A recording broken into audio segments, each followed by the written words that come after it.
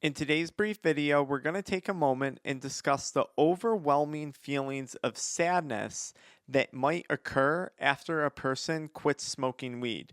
I know sadness was an emotion that I had to deal with when I was quitting after battling 9 years of THC addiction. If you're new to the channel, at the end of today's video, be sure to check out the pinned comment or the video description for more free and paid addiction mindset recovery coaching resources. You can find our free 7-step guide to quit smoking weed today, or you can find information about how to work with our offices one-on-one. The first thing you're going to want to do if you're new to quitting a substance is start to define happiness. When we talk about being happy, most people watching this video are probably somewhere between the age of 30 and 65 years old. So happiness at this point in life is going to look very, very different than the happiness that we experienced when we first began smoking weed. Many cases, this was somewhere around the age of 12, 14, 16, 18, 20 years old.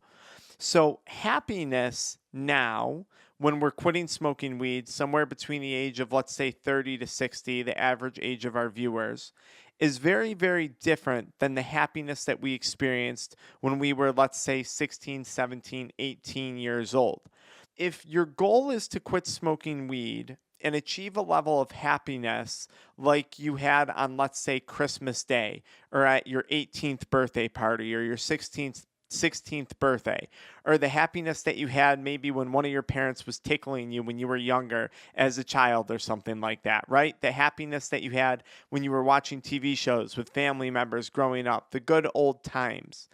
If your goal is to achieve that level of happiness, chances are it's not going to happen or that it's going to look very different because your life circumstances are dramatically different today than they were, let's say, 10, 20, 30 years ago when perhaps you first started smoking weed. So I think first understanding and framing it as that we are not going to return to the same state of happiness after we quit smoking weed that we were in 20 years ago is probably a realistic expectation. Like, we're not going to go back to that. The other thing that I would want to caution against is chasing the happiness of the good old times when you first started smoking weed. I remember smoking weed in college, sitting in my dorm room with my friends and, girlfriend next to me watching a movie on a cozy, snowy night in Western New York, right? I can say there was definitely a certain level of happiness at that moment in my life. There is no way possible that I am going to recreate that situation because at the time I was a 19-year-old student in college. I didn't have the bills that I have today. I didn't have the work stresses that I have today. I didn't have the family obligations that I have today. I didn't have the responsibilities that I have today. And a lot of times I would find myself quitting smoking weed, thinking that in some way, shape, or form, I was going to go back to that version of my 19-year-old self. And looking back, I think that was quite an immature thought process and a very, very dangerous thought process because I wouldn't go back to those feelings that I had as a child on Christmas morning or those good old times that I had when I first started smoking weed in college with my friends, when I had minimal stress going on in my life. And I wouldn't achieve that happiness. And suddenly I would then conclude that that meant I was forever depressed, forever sad, and I would eventually just return to smoking weed. This flawed thought process, because of how I was defining happiness, led to many relapse episodes. So this then begs the question of defining sadness. What does it mean to truly be sad? Well, I've experienced both of these emotions recently. It wasn't that long ago that I found out me and my wife are expecting. My wife is pregnant. And I can say that's a moment where I was truly happy. When I put my hand on her stomach and you feel the baby kick, that's a true moment of happiness. Recently, me and my wife were on vacation. When that plane landed in Florida after 70 days of no sunshine in Western New York, there was a true moment of happiness. When I get that job contract that I've been working hard on for a year, 2 years, There's a true moment of happiness there, right? But outside of my engagement, my marriage, the birth of a child, some really big job related things, and checking off some goals that I worked hard to achieve, I can't say I walk around saying just I'm elated every day, just overflowing with happiness. A majority of the time, because of the businesses that I run, I'm actually under a decent amount of stress. I don't think it's fair, though, and I often confused stress with sadness. I don't think it's fair to say I'm sad. Recently, my wife lost her grandfather. And this was a sad moment. We were all very close in this family, Italian family. And I was truly sad hearing about this news. This was truly a sad moment in my life. I have a sister who was sick at one point in my life as I was growing up. That was truly a sad scenario. I was sad. That's different, though, from being frustrated at a work situation. That's different, though, from being frustrated with my personal finances at one point in my life. That's different, though, from being anxious about X, Y, and Z situation, X, Y, and Z presentation. That's different, though, than being dissatisfied with my physical health, my physicality. There's a difference between a truly sad moment, true sadness, and all those other emotions that I just described. And what would happen is if I wasn't feeling happy, like Christmas Day happy, like smoking weed with my friends for the first time happy, I immediately interpreted that as that I was chronically sad, when in reality, that wasn't the case. So I think it's very important to define what is actually sad and what today, right now in your life as a 30, 40, 50, 60-year-old adult is happy. And there's a threshold that's created when you do this. If your threshold for happiness is way, way, way up here, and let's say it's been smoking weed, watching adult media content, and chewing tobacco all at once, something I used to do, well, you just set your threshold for serotonin and dopamine pretty high. If your threshold for happiness is to feel like you did on Christmas morning, for those of you that celebrate Christmas, you're setting that threshold pretty high. But if you can meet it somewhere in the middle, I think you're going to find that you're actually a lot happier than you thought you were when it comes to your journey of quitting smoking. Now, I think the other question that we have to ask ourselves is, what is the goal of quitting? Is the goal actually to be happier, or is the goal to be able to cope better with the challenging circumstances that life is inevitably going to throw at us? Because if my goal was to quit smoking weed and instantaneously be happier, that was going to fail, especially early on in the quitting process when you're going through withdrawals and anhedonia and maybe post-acute withdrawals. Not going to happen. But if the goal is to learn and develop tools, coping mechanisms, coping tools that you can apply to day-to-day life for when truly sad circumstances strike, so you are better equipped to handle those circumstances, well, these are two very, very different things that you're trying to achieve.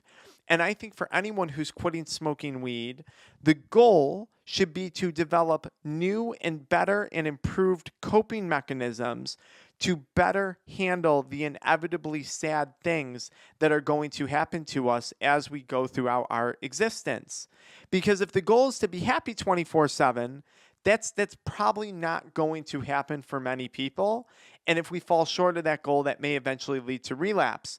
But if I can face a challenging situation and say, wow, I'm developing new tools, new tactics, new techniques to approach this, well, that's good. I can be happy about that because I'm working towards and achieving my goal of becoming better at coping.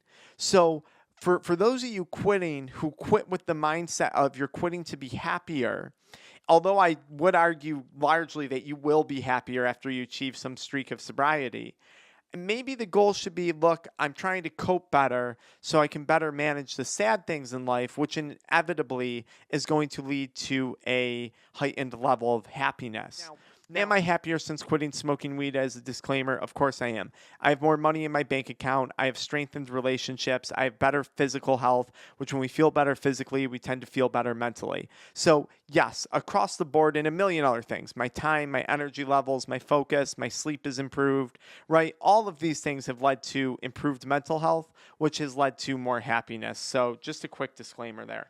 Now, I think the last thing you have to consider if you're new to quitting smoking weed outside of those mindsets is just what's actually going on in your body when you first quit smoking.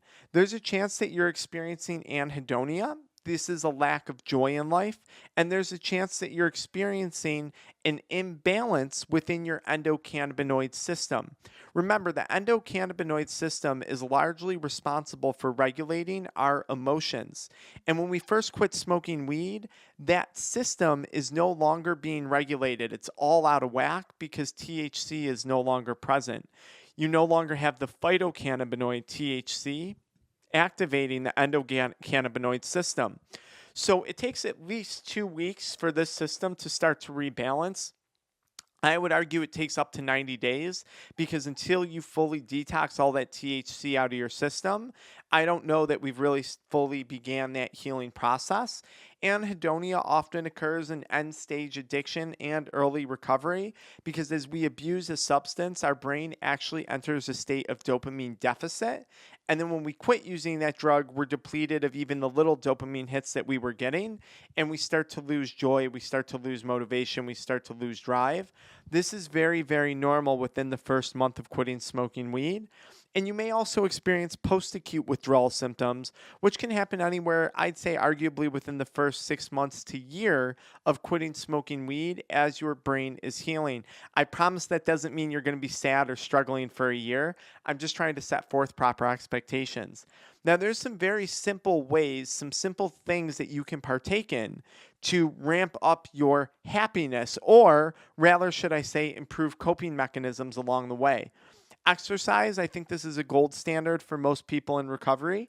Setting goals and actually achieving goals, setting benchmark things. For me, this was heavy business related stuff.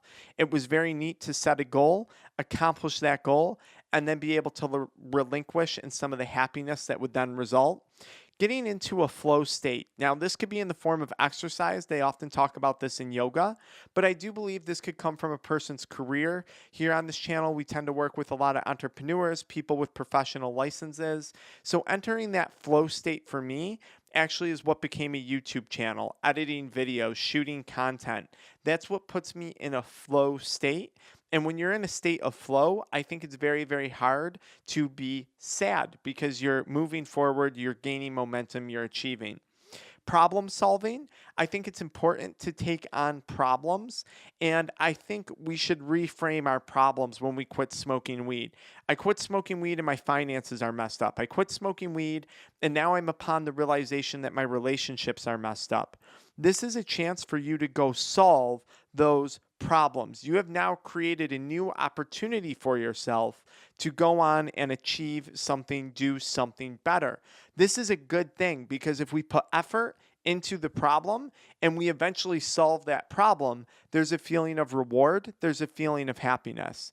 And then lastly, of course, our social interactions and our faith-based communities for those whom that will apply. Social interactions are super important, and interacting with other groups, other people, significant others, even just being part of a tribe, part of a community, has certainly been shown to lead to happiness.